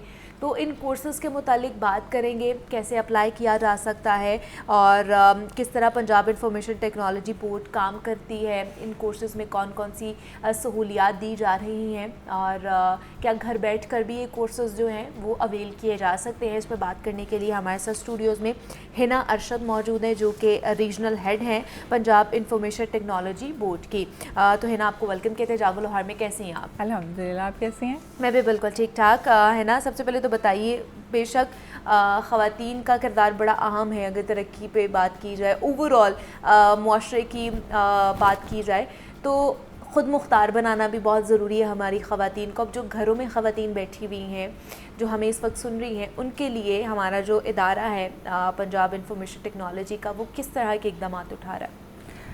Punjab information technology board different तरह के इनिशिएटिव्स लेता है ख़वातीन के लिए, ताकि आजकल जिस तरह डिजिटल दौर आता जा रहा है और हर चीज़ डिजिटलाइज होती जा रही है। आप देखें कि पहले हम सोच भी नहीं सकते थे कि ऑनलाइन हम इस तरह घर बैठ के हर काम कर सकेंगे। आज आपकी बैंकिंग से लेके आपका मोबाइल फ़ोन, आपकी ट्रांजैक्शंस, आपकी शॉपिंग, आपकी हर चीज़ ऑनलाइन हो चुकी है। आपने कोई गवर्नमेंट की सर्विस लेनी है तो आपको घर बैठे आप अपना ड्राइविंग लाइसेंस रीन्यू करवा सकते हैं, आप अपने बे फॉर्म्स, आपके जो भी डॉक्यूमेंटेशन है वो भी आप घर बैठ के कर सकते हैं। तो इन्हीं चीज़ों को मद्देनज़र रखते हुए अगर हम एम्प्लॉयमेंट की बात करें तो अब इस सिचुएशन के अंदर इतनी जॉब्स क्रिएट करना बहुत मुश्किल हो चुका है, आइदर गवर्नमेंट सेक्टर हो या प्राइवेट सेक्टर हो। लेकिन इतनी जॉब्स, इतने हर साल ग्रेजुएट्स आते हैं, उनके लिए प्रोवाइड करना ऑलमोस्ट इम्पॉसिबल है। तो पंजाब इंफॉर्मेशन टेक्नोलॉजी बोर्ड ने बहुत थिंक थ्रू करके इस चीज़ के ऊपर कुछ ऐसे कोर्सेज इंट्रोड्यूस कराए डिफरेंट प्रोग्राम्स में, जिनको अवेल करके आप जॉब सीकर के बजाय या तो सेल्फ एम्प्लॉयमेंट स्टार्ट कर सकें या फिर आप जॉब प्रोवाइडर बन सकें। ओके, तो इसमें कौन कौन से ऐसे कोर्सेज हैं जो कि PITB करवा रहा है? ओवरऑल अगर हम बात करें तो कुछ ऐसे प्रोग्राम्स हैं जिनमें काफ़ी सारे कोर्सेज ऑफर किए जाते हैं। रोज़गार ट्रेनिंग प्रोग्राम है, नेशनल फ्रीलांस ट्रेनिंग प्रोग्राम है, और specifically for female PITB is introducing she wins training program. She wins, अच्छा, क्या बात है। तो इसमें क्या है, इन प्रोग्राम्स के अंदर क्या क्या चीज़ें सिखाई जाती हैं? She wins training program Punjab IT board का एक ऐसा इनिशिएटिव है जो स्पेसिफिकली फ़ीमेल्स के लिए डिज़ाइन किया गया है, और इसमें ऑनलाइन और ऑन कैंपस ट्रेनिंग्स प्रोवाइड की जाती हैं। ऑन कैंपस ओनली लाहौर में अवेलेबल है, और जो ऑनलाइन कोर्सेज़ हैं वो पूरे पाकिस्तान में आप कहीं से भी ज्वाइन कर सकते हैं। आप बस अगर आप पाकिस्तानी फ़ीमेल हैं और आप कहीं पर भी हैं तो आप उसको ऑनलाइन ज्वाइन कर सकती हैं। ठीक है, और इस शी विंस के अंदर किस तरह के स्किल्स हैं या किस तरह की चीज़ें हैं जो ख़वातीन को सिखाई जाती हैं? जब हम ख़वातीन की बात करते हैं तो चूँकि वो बहुत ज़्यादा टेक्नोलॉजी फेमिलियर नहीं होती या निस्बतन कम होती हैं, तो हमने इस तरह के कोर्सेज इंट्रोड्यूस करवाए हैं जो वो इजीली घर बैठ के एक तो अवेल कर सकें, सीख सकें, उनको बहुत ज़्यादा फीसेस ना पे करनी पड़े और उनसे वो एम्प्लॉयबिलिटी गेन कर सकें। मतलब जैसे अगर मैं बात करूँ तो हमारा ई-कॉमर्स का एक कोर्स है जिसके अंदर हम उनको ऑनलाइन बिज़नेस स्टैब्लिश कराते हैं। तो वो फीमेल्स जो घर बैठ के ऑनलाइन बिज़नेस करना चाहती हैं, जैसे ख़वातीन अक्सर कर भी रही होती हैं, रीसेलिंग कर रही होती हैं या डिफरेंट किस्म के उनके प्रोडक्ट्स होते हैं, ऑनलाइन स्टोर्स को मैनेज कर रही होती हैं, तो उस तरह से हम उनको ई-कॉमर्स के ऊपर लेकर जाते हैं। और फिर अगर आपका ज़्यादातर रुझान सोशल मीडिया की तरफ है और आप सोशल मीडिया के ऊपर बहुत ज़्यादा टाइम स्पेंड करते हैं, जैसे कि हमारे यूथ की आजकल आदत भी है कि स्क्रॉलिंग एंड ऑल दैट वो हम कर रहे होते हैं, तो उसके लिए फिर सोशल मीडिया मार्केटिंग, साथ में फ्रीलांसिंग, आप ब्रांड डिज़ाइनिंग कर सकते हैं। आफ्टर दैट आजकल एक सबसे जो मोस्ट वायरल थिंग, अगर हम व्लॉगर यूट्यूबर की तरफ हमारा थोड़ा सा रुझान है और हम अपना यूट्यूब चैनल बना के अपनी डिफरेंट किस्म की वीडियोस क्रिएट करके अर्न करना चाहते हैं, तो we have video content creation course. इसके अलावा SEO एंड ब्लॉगिंग, आप कंटेंट राइटिंग करना चाहते हैं, वेबसाइट डेवलप करनी है आपने अपने एड्स रन करने हैं, तो इस तरह के बहुत सारे कोर्सेज हैं जो थोड़े से टेक्निकल साइड पर भी हैं, थोड़े से एंटरटेनमेंट साइड पर भी हैं और थोड़े से बिजनेस साइड पर भी हैं। तो मतलब ये उन लोगों के लिए और यहाँ पर उन ख़वातीन के लिए, ख़ासतौर पर शी विंस में जो जो चीज़ें आ जाती हैं वो सिर्फ और सिर्फ ख़वातीन के लिए डिज़ाइन की गई हैं। तो ये इनके लिए बड़ा अच्छा है जो कि ख़वातीन चाहती हैं कि वो व्लॉगिंग करें, हैं, कंटेंट क्रिएट करें या बाकी सारी चीज़ें सीखें, यूट्यूब चैनल बनाएं, तो उनके लिए बड़ी अच्छी अपॉर्चुनिटी है। अच्छा, दूसरा मुझे ये बताइए कि इन सेंटर भी आपने कहा है कि आके कर सकते हैं, ऑनलाइन भी कर सकते हैं, तो इनकी क्या टाइमिंग वगैरह क्या है और किस तरह इसको चीज़ें जो सिखा रहे हैं वो प्रोफेशनल बैठे हुए हैं वहाँ पे लोग? सबसे पहली बात तो ये कि हमारे जो ट्रेनर्स हैं ना, वो हम उसके ऊपर बिल्कुल भी कॉम्प्रोमाइज़ नहीं करते। जो बंदा फील्ड में पिछले 7, 8, 10 साल से है, हमारे पास वही ट्रेनर्स हैं। मतलब अगर आप मार्केट से आउट हैं तो आप शेविंग्स को ज्वाइन नहीं कर सकते एज अ ट्रेनर, क्योंकि जब एक काम आपको खुद ही नहीं आता तो वो आप किसी को भी नहीं करवा सकते। और उसके बाद अगर टाइमिंग की बात करें तो डिफरेंट टाइम स्लॉट्स अवेलेबल हैं। जो ऑनलाइन ट्रेनिंग है उसकी क्लास होती है, कुछ की मंडे टू फ्राइडे होती है। Monday to Friday regular courses हैं, उसमें 5 कोर्सेज का ऑप्शन आता है। कुछ वीकेंड पे है, जो लोग जॉबियंस होते हैं, यूनिवर्सिटी गोइंग है, वो वीकेंड कोर्सेज को ज्वाइन कर सकते हैं। और अगर हम ऑन कैंपस की बात करें तो वो हम स्पेसिफिक कोर्स करते हैं ईयरली 2 या 3, और उसमें वो अरफा टावर में होते हैं। दूसरा मुझे है ना ये बताइए, क्योंकि आप गवर्नमेंट इदारे से ताल्लुक़ रखती हैं, तो ई कॉमर्स इंडस्ट्री बिकॉज बहुत ज़्यादा इसके ऊपर बात हो रही है नेशनली भी इंटरनेशनली भी, तो आपका इदारा PITB इसमें क्या अहम रोल प्ले कर रहा है ख़ासतौर पे ई कॉमर्स में? ई कॉमर्स में जैसे मैंने आपको बताया कि ख़वातीन के लिए एक बहुत ही सूटेबल फील्ड है और वो उसमें बहुत ग्रो कर सकती हैं। तो हम सिर्फ आपको ये ट्रेनिंग नहीं प्रोवाइड करते कि जी ये ई कॉमर्स के स्टेप्स हैं, आप घर जाके कर लें। हम लोग जितनी भी ख़वातीन ई कॉमर्स में इनरोल होती हैं उनके ऑनलाइन बिजनेस स्टैब्लिश कराते हैं, उनको ई कॉमर्स मार्केट के जितने भी ट्रेंड्स हैं, उसके जितने भी फील्ड्स हैं, वो सारी की सारी हम उनको प्रैक्टिकली प्रोवाइड करते हैं ताकि वो उसमें फर्दर ग्रो कर सकें। है ना, अर्शद हमारे साथ मौजूद थी, रीजनल हेड हैं PITB की, है ना। Thank you so much for coming here. जनाब, कुछ मर्दों के हवाले से आज हमने बात करनी है, ख़ास तौर पर मुआशी मुश्किलात का शिकार जो मर्द हज़रात होते हैं वो किस ज़हनी कुर्ब में मुब्तला होते हैं। इजहार तो नहीं वो करते हैं, लेकिन उनका जो एक कंफर्ट जोन है वो किस तरह तबाह हो जाता है जब वो बाहर निकलते हैं, जब वो मुश्किलात का शिकार होते हैं सिर्फ़ और सिर्फ अपने मुआश के लिए, अपनी फ़ैमिली के लिए। तो उनको कंफर्ट ज़ोन किसने देना है, वो जो तमाम तर चीज़ें हैं, उनकी मेंटल हेल्थ का ख्याल किसने रखना है, घर का माहौल किस तरह का होना चाहिए, और ख़ास करके उनकी वाइफ, उनकी बीवी का जो साथ है वो किस तरह का होना चाहिए, आज हमने इस पर बात करनी है। तो इस पर बात करने के लिए हमारे साथ डॉक्टर नबिया अली ख़ान मौजूद हैं, जो कि साइकोलॉजिस्ट हैं, मोटिवेशनल स्पीकर भी हैं। डॉक्टर नबिया, आपको वेलकम कहते हैं जाको लाहौर में। कैसी हैं आप? थैंक यू, अल्लाह का शुक्र। आप सुनाइए, आप कैसी हैं? बिल्कुल ठीक ठाक। डॉक्टर नबिया, क्यों ज़रूरी है मेंटल हेल्थ के ऊपर, वो भी मर्दों की मेंटल हेल्थ के ऊपर बात करना? क्योंकि कहा जाता है कि मर्दों को ना ही कह लें कि दर्द होता है, ना ही रोना आता है, तो मर्दों को तो ज़रूरत नहीं है, शायद वाकई ऐसा है? अच्छा, मर्दों को ज़्यादा ज़रूरत है कि उनकी जहनी सेहत जो है वो सही रहे। अच्छा। और मर्द को ज़्यादा ज़रूरत है आपके माशरे में कि वो जहनी तौर पर जो है वो मफलूज ना हो, उसको कोई जहनी बीमारी ना हो, क्योंकि मर्द जो है वो माशरे का एक ऐसा एलिमेंट है जिसके बगैर आप माशरे को कंप्लीट नहीं कर सकते। जब एक पर्सनैलिटी है वो जिस्म और रूह का मुरक्कब है। देखें, जिस्म जो है वो आपका लागर तब होता है जब आपकी रूह थक जाती है। रूह कब थकती है? जब इंसान हार जाता है, जहनी तौर पे हार जाता है। जहनी तौर पर आपने अगर अपने आप को मफलूज होने से बचाना है और एक मर्द ने बचाना है, तो उसके घर का माहौल जो है वो बहुत अच्छा होना चाहिए। किस तरह का होना चाहिए माहौल? मतलब उसकी बीवी को बहुत जो है वो इस चीज़ में कंप्रोमाइज़ भी करना पड़ेगा। बीवी को इसमें अपने जो है वो इखलाकियात के तकाजे भी पूरे करने पड़ेंगे। बीवी का इखलाकियात में मास्टर्स करना बहुत ज़रूरी है। अब एक मतलब मर्द लोग यहाँ पर हिस्ट्री में, साइकोलॉजी में और किस में मास्टर्स कर लेते हैं, लेकिन अब इखलाकियात में नहीं करते। अच्छा, मतलब मर्दों को जब वो बच्चे होते हैं तब से उसको सिखाया जाता है कि तुमने रोना नहीं है, तुमने इजहार नहीं करना किसी भी चीज़ के। लड़के नहीं रोते, अपना दर्द नहीं बताना कि तुम्हें भी दर्द होता है, या आंसू नहीं निकालने हैं किसी के सामने, तुमने रोना नहीं है। तो ख़वातीन को कैसे पता चलेगा कि किसी ज़हनी कुर्ब से जो है ना उसका शिकार हुआ है मर्द, कैसे वो पहचान सकती हैं इस चीज़ की? क्योंकि उसने तो इजहार नहीं करना, उसने नहीं बताना उसके अंदर क्या चल रहा है। देखिए मर्द 30 साल के बाद जो है वो उसकी पर्सनैलिटी, अगर शादी हो जाए उसकी, तो उसकी चेंज होनी शुरू हो जाती है। अच्छा। उस बेचारे का पेट निकलना शुरू हो जाता है, चेहरे पर जो है वो झुर्रियाँ ज़ाहिर होनी शुरू हो जाती हैं। फ्रस्ट्रेशन का ये आलम होता है कि ना खाने का होश ना पीने का होश, उसको बस यही जो है वो फ़िक्र होती है कि मेरे बच्चे अच्छे स्कूल में पढ़ लें, मेरी बीवी जो है वो अच्छा लिबास पहने, मेरा घर जो है वो स्मूथ रहे, मैं अपनी माँ का, अपनी बहन का, अपने भाई का, अगर वो घर का सबसे बड़ा सरबराह है तो फिर तो जिम्मेदारी और भी डबल हो गई। सबसे छोटा भी है तो भी जिम्मेदारी है, क्योंकि बड़ों को देख रहा है। तो मर्द जो है वो हर जगह पिस रहा है आपके माशरे में। अब आप यकीन करें कि मर्दों के लिए और उनकी जहनी सेहत के लिए कोई बात नहीं करता। बहुत अच्छा टॉपिक लगा मुझे आज के, हाँ। बिल्कुल, कि आपने जो है वो इस पे बात की, क्योंकि मैं भी इसी पे बात करती हूँ। और मैं कोशिश यही करती हूँ कि ख़वातीन को ये समझाने की कोशिश की जाए कि आपने अपने शौहर को पुरसुकून रखना है, क्योंकि आपकी जिम्मेदारी है। ठीक रहेगी तो पूरे घर का माहौल ठीक रहेगा। बिल्कुल, एक औरत अगर ये कहे ना कि ये मेरी जिम्मेदारी नहीं है एक मर्द के को जो है पुरसुकून रखना, तो ये गलत है। अच्छा। आप यहाँ पर गलत हैं, अपने आप को यहाँ करेक्ट करें। अच्छा। सही करें कि आपने ही मर्द की जहनी जो सेहत है उसका ख्याल रखना है। अब एक शख्स थका हारा घर आया है, आपका शौहर है, पता नहीं वो बाहर जो है वो किस तरह के मामलात हैं उसके, किस तरह के रवैयों का सामना करके आया है, टोकरा ना उसके आगे रखे, वो यकदम आप जो है वो उसके ऊपर चढ़ाई कर दें। हाँ। उसको फ़ौरन से अपनी फ्रस्ट्रेशन निकालना शुरू कर दें, उसको वक्त दें, उसको अच्छा खाना खिलाएं, उसका ध्यान करें, उसके लिए जो है वो आप एहतमाम करें कि आप उसकी बीवी हैं। उसे लगे कि आप उसकी बीवी हैं। लेकिन आजकल हमारे यहाँ शौहर आए ना आए, ये लेते आना वो लेते आना, फरमाइशी प्रोग्राम चल रहा होता है। अच्छा देखिए, आपकी मर्जी है, आप ये कह सकते हैं कि आपको जो ज़रूरत है आपने शौहर से ही कहना है और किससे कहना है। लेकिन थोड़ा सा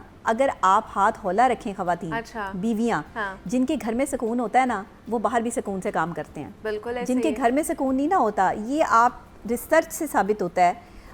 तमाम जितने आप जो है वो रिसर्च बेस्ड साइकोलॉजिस्ट देखते हैं, उनकी रिसर्च ये साबित करती है कि एक मर्द जो है उसकी जहनी सेहत उसके घर से रिलेट करती है, और ख़ास तौर पर बीवी से, और ख़ास तौर पे बीवी से। जाहिर है कि बीवी का रवैया बहुत ज़्यादा काउंट करता है। जी। एक बीवी जो है उसका एक बहुत अहम रोल है, बड़ा अहम किरदार है।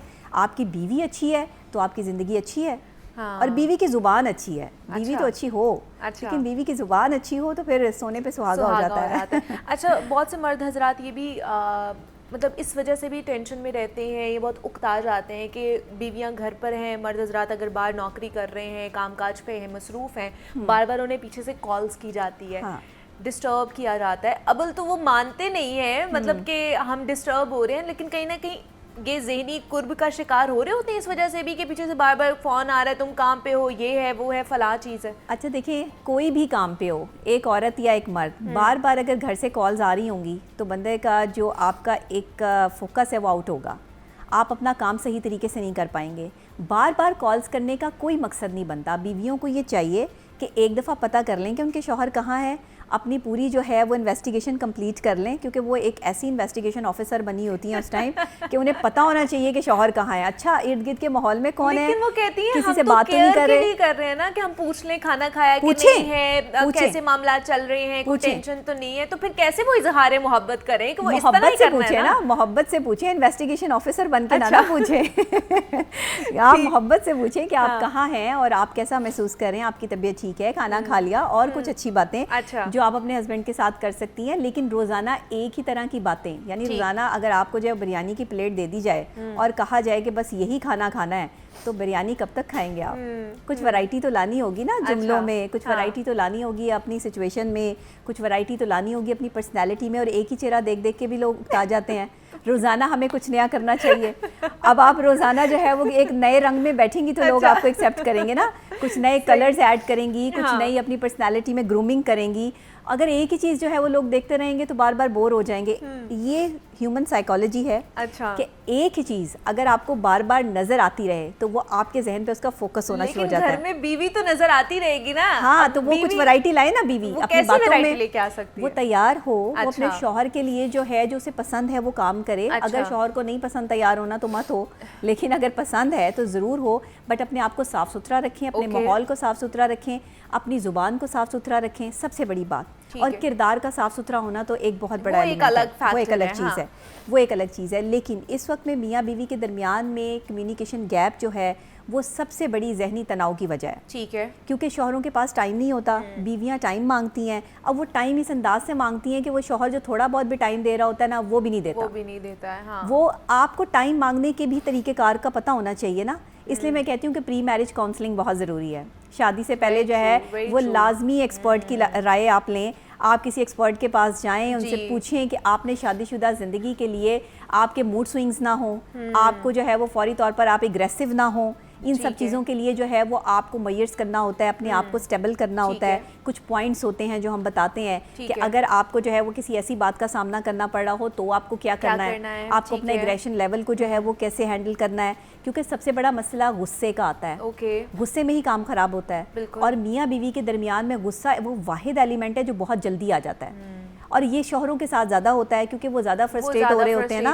और लेकिन उनमें कैपेसिटी क्यों है? बच्चे को क्यों समझाया जाता है कि तुम मर्द हो, तुमने नहीं रोना? क्योंकि इस वजह से उसको समझाया जाता है कि तुम मुहाफिज हो, तुम प्रोटेक्टर हो। मुहाफिज तो नहीं रोते, वो तो हिफाजत करने वाले होते हैं, उन्हें बहुत तकलीफ सह रहे होते हैं। एक बहादुर सिपाही की तरह शौहर लड़ रहा होता है अपनी बीवी के लिए, अपने बच्चों के लिए। तो उस बहादुर सिपाही को आप उस वक्त उसकी कदर बिल्कुल ही गिरा देती हैं जिस वक्त आप उसको ताने देती हैं, जिस वक्त आप उसको उसकी कोई कमज़ोरी जो है। कभी भी बीवियों को शौहरों की कमज़ोरियों को बार बार लोगों के सामने या उसके सामने रिकॉल नहीं करना चाहिए। अच्छा। इस चीज़ का बहुत ध्यान रखें। अगर बिलफर्ज आपके शौहर में कोई ऐसी वीकनेस है कि वो बहुत जल्दी गुस्सा कर लेता है या बहुत जल्दी आपको बदतमीजी करना शुरू कर देते हैं, तो 4 बंदों में बैठकर ये बातें डिस्कस ना करें। अपने शौहर के साथ अलग कमरे में बैठकर ये डिस्कस करें कि आप उनसे क्या चाहती हैं और वो आपसे क्या चाहते हैं। कम्युनिकेशन गैप को ख़त्म करें। वो मियाँ बीवी जो एक दूसरे से बात किए हुए कई टाइम हो गया उन्हें, वो बात नहीं करते आपस में, लेकिन रहते एक ही घर की छत के नीचे हैं, वो आपस में एक दूसरे से बात करें। कोई एक अच्छा खूबसूरत सा कॉर्नर डेकोरेट करें अपने घर में, जहाँ बैठ के आप चाय पी सकें, जहाँ बैठ के आप अपने दिल की कोई बात शेयर कर सकें। ऐसा कैसे हो सकता है कि एक घर में रहते हुए 2 लोग जो हैं वो अजनबी हो जाएं और उन्हें एक दूसरे का एहसास तक ना हो। और देखिए ना, अक्सर बीवियां ऐसी हैं जिनको शौहरों का एहसास तक नहीं है। अच्छा, ये चीज़ें मुझे लगता है तब भी होती हैं नबिया कि जब मर्द हज़रा बहुत ज़्यादा फ्रस्ट्रेट होते हैं, बाहर की परेशानी अपने दिमाग में रखी हुई होती है और उनको लगता है कि शायद वो अपने पार्टनर से उसको शेयर नहीं कर सकते हैं, वो समझेगी नहीं या वो अच्छे तरीके से उसको मैनेज नहीं कर पाएगी अगर मैं कोई परेशानी उसके साथ शेयर कर दूंगा। तो क्या इस तरह की चीज़ें मर्द हज़रात को कहीं ना कहीं ओपन अप होना चाहिए अपने पार्टनर के साथ? बिल्कुल होना चाहिए। मर्द हजरात ये बिल्कुल ना सोचें कि अगर आपकी बीवी जो है वो नहीं समझ पाएगी तो आप उसे समझाएं भी ना, आप समझाना ही छोड़ दें। अच्छा देखिए, मशवरा मैं हमेशा कहती हूँ, मेरी इस बात पे बड़ा जो है वो एक वावेला मचता है और बड़े लोग जो है वो कंट्रोवर्शियल कर देते हैं मेरी इस बात को कि औरत से मशवरा ना लें। अच्छा। लेकिन आप उसे बताएं ज़रूर कि वो कहाँ गलत है। औरत से मशवरा ना ले। हाँ, ना लें। अच्छा। कोई बहुत समझदार औरत है, पढ़ी लिखी औरत है, कोई मतलब बहुत ही बाशऊर औरत है, आपकी वालिदा हैं, बड़ी आपकी कोई ख़वातीन है, उनसे आप किसी बात में मशवरा ज़रूर करें। लेकिन जब आप मशवरा लेने के लिए उसे अपनी बात शेयर करेंगे ना, तो वो 4 और बंदों को बात पता चल जाएगी, आपको तो फिर वो मशवरा उस तरीके से नहीं मिलेगा ना। तो इस वजह से मशवरा करते वक्त भी जो है वो एहतियात करें। ये कंट्रोवर्शियल नहीं है बात, लेकिन इसको लोग कर देते हैं कंट्रोवर्शियल। मतलब जज्बाती होती है ना खवातीन ज़्यादातर, और एग्जैक्टली समझ नहीं पाती। अगर बात की जाए तो वो मुख्तलिफ फैक्टर्स में ऑब्वियसली इन्वॉल्व होती हैं, उन्हें समझ नहीं आती है उन्होंने क्या करना है क्या नहीं करना। तो इसलिए मर्द हजरात के मेंटल हेल्थ पर हमने बात की है कि उसको किस तरह आप लोगों ने कंफर्ट जोन देना है, खासतौर पर बीवियां या घर की जितनी भी खवातीन होती है। डॉक्टर नबिया अली खान हमारे साथ मौजूद थी। डॉक्टर नबिया, thank you so much for coming here. मुझे इजाज़त दीजिए, अपना ख्याल रखिएगा। अल्लाह हाफ़िज़।